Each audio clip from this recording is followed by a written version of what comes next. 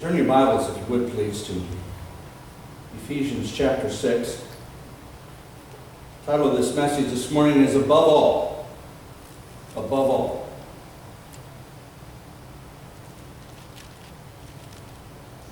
Hallelujah.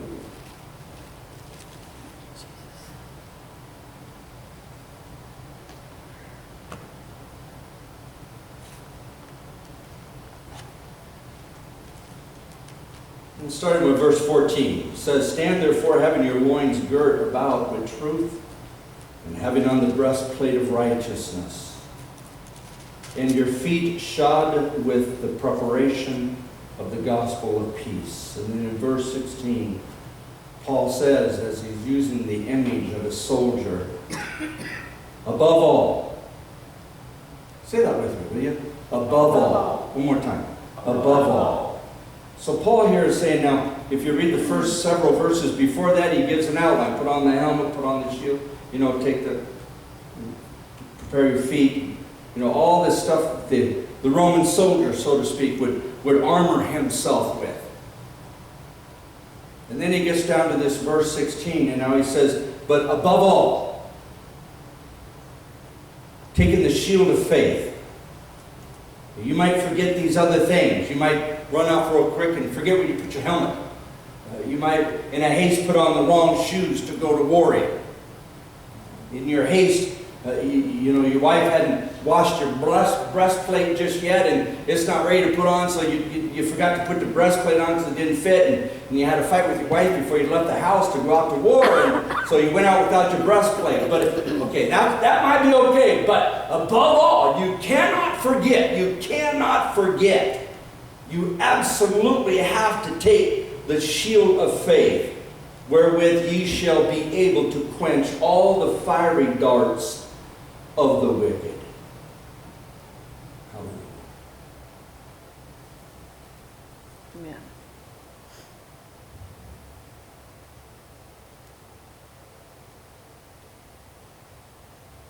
Before we get into the scripture, above all, I want to share just real briefly again my personal testimony. Sometimes I hesitate to do this, but we all have a testimony.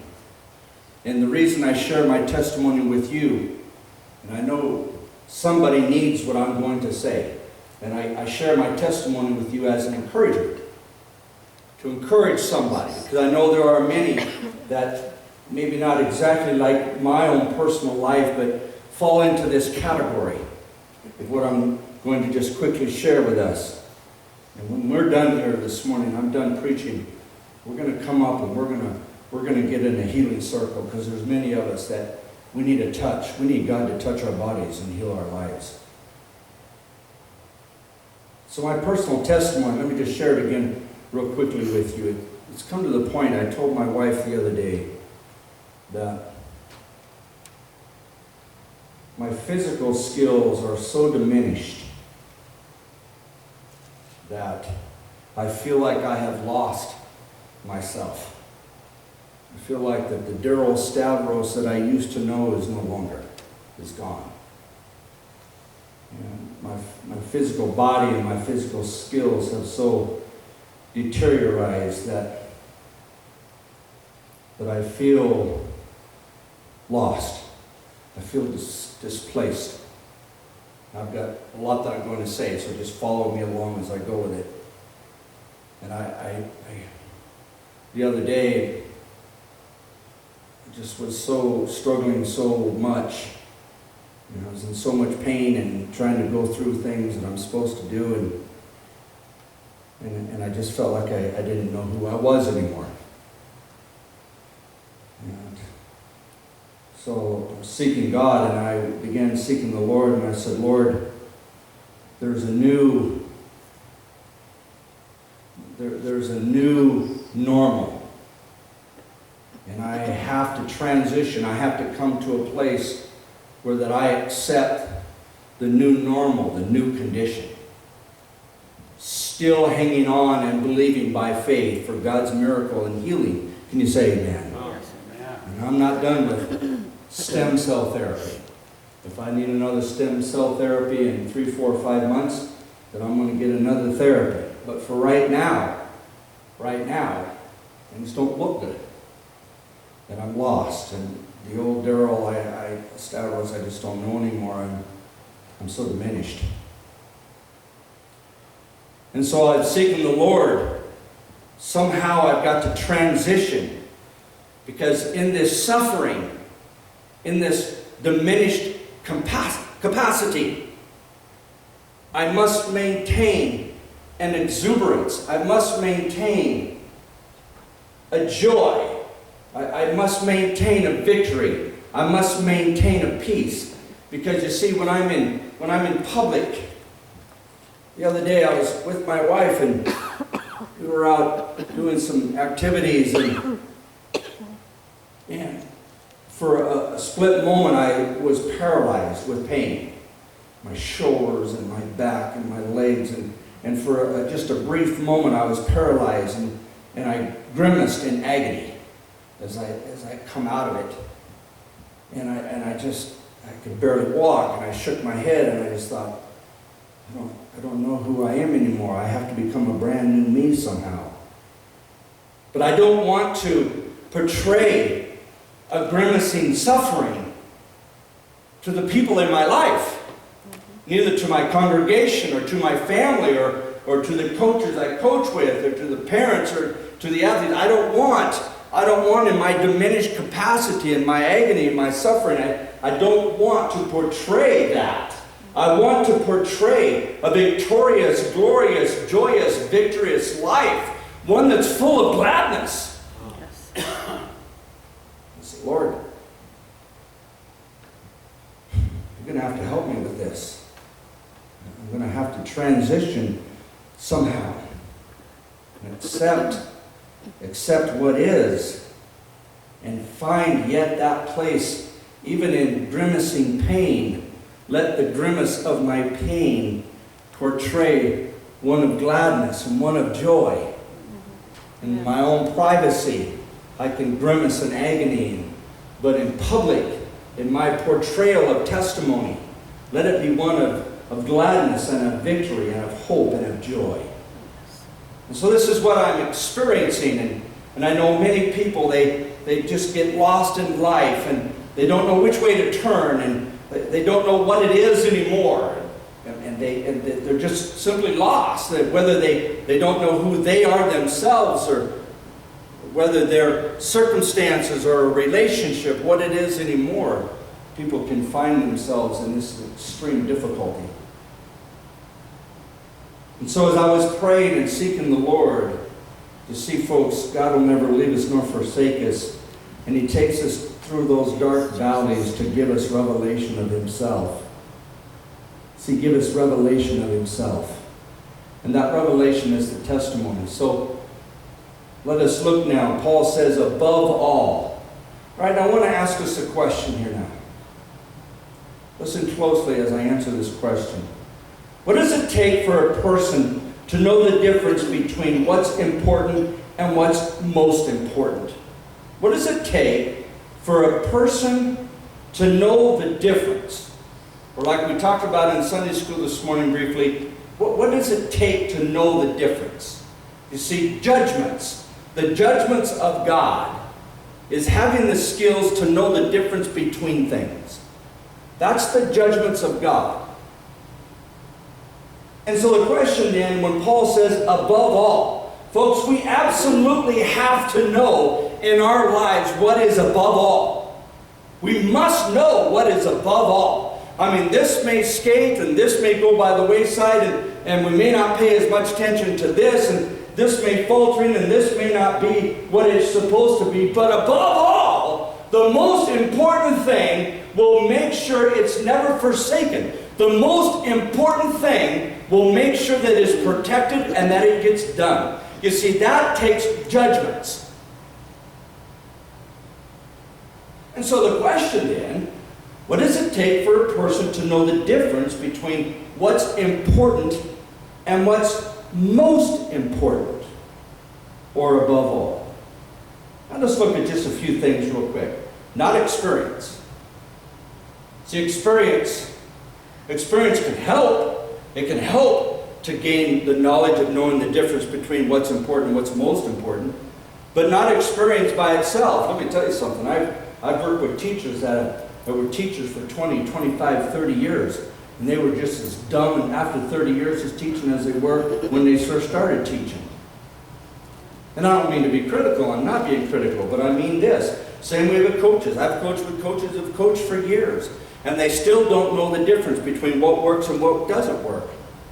You know, teachers that have taught for 25, 30 years, what's most important to them is that they follow the rules, is that they stick to the guidelines. You see, student learning is not what's most important. I'm telling you. I've had principals actually tell me that what's most important is that we follow the rules. Whether students learn anything or not, that's not what's most important. Whether the parents get their way or not, that's not what's most important. Whether we have the best grades or whether we show achievement within our school district, that's not what's most important. They literally told me to my face, the most important thing is to follow the rules. And after you follow the rules, you can feel really good about yourself because it just makes you feel good that you follow the rules. It doesn't matter that the child didn't learn anything, and it doesn't matter that the child, needed a little bit of empathy or sympathy or comfort. That's not important. I've actually had them say that to me. I've actually coached with coaches, diagramming up on the board, and I said, this does not work. This will not work. He cannot block him. He cannot get to there. And I've actually had coaches say to me, yeah, but they expect him to, so that's what we're supposed to do. That's what we're supposed to coach. Whatever. See, experience won't teach us. Education won't teach us. Now, education can help, without question. But folks, we have politicians that are educated derelicts. Our politicians are no more than educated derelicts today. Again, I'm not being critical. Just listen to what they say. Listen to what they do. While they're climbing over the homeless and the drug addiction, and while they're kicking and trying to chase away all the rats, they're more worried about what's going on over some other place around the world. You have mayors that can't even take care of their own cities, and they think they want to become presidents of the United States. They think they know how best to tell us how to live our lives, when they themselves can't even rule over their own families. So education doesn't do it. We have educated political derelicts in our world today. That doesn't do it. Talent doesn't do it. Oh my word. Oh my word. Athletes that are so talented, musicians, so talented, actors, so talented, people in the arts, people that are so talented, and they make millions and millions and millions of dollars, and all of their talent is in their voices or in their legs because they got nothing between the ears. And when it comes time, to do something, to have some judgments, they're completely void of it. They can't get out of their own way. They would rather cancel a $15 million a year contract and have their own way than to submit a little bit and to play according, to the coach's way or to the teacher's way or whatever it might be. Parents willing to disarray their marriages, separate themselves from their children, to have their own ways. They have no discernment. They have no judgments. They don't know what's most important in their lives. And in the midst of my struggling and my difficulty that I'm going through, I'm saying, God, I have to come to a place where there has to be a brand new most important for me. And I need you to shine that light into my life. I need you to make that revelation into me. Hallelujah. Now listen to these few points here as I continue on this way. You see, the answer is judgments. To know the difference between what's important and what's most important may require a few of these things. And the first one is this. To know the difference between what's important and what's most important may require unlearning the exaggerated importance of something that we value. that we think is important. See, we may have to unlearn the inflated value, the inflated importance that we're putting on something that we think is valuable to us. Maybe it's not as important as we think it should be. Maybe this isn't as important as what I think it should be. Let me tell you something, folks. I'm there. I'm smack dab there. Maybe this isn't as important as you think it's supposed to be. And so we have to relearn. You see, this is what Jesus was doing with his disciples. He was trying to unlearn them. They're out rowing the boat. The storm's so bad they think they're going to die. And they wake up the Lord and say, "Save us, don't you care? Don't you know what's going on?" The Lord looks at them saying, "Oh man, I expect so much more from you. So much more from you than what you're given right now. You have so much more. Let me teach you. You need to unlearn, gentlemen, the things that you used to think were really important to you. You need to unlearn them because I'm going to bring a brand new importance to your life." Can you say amen?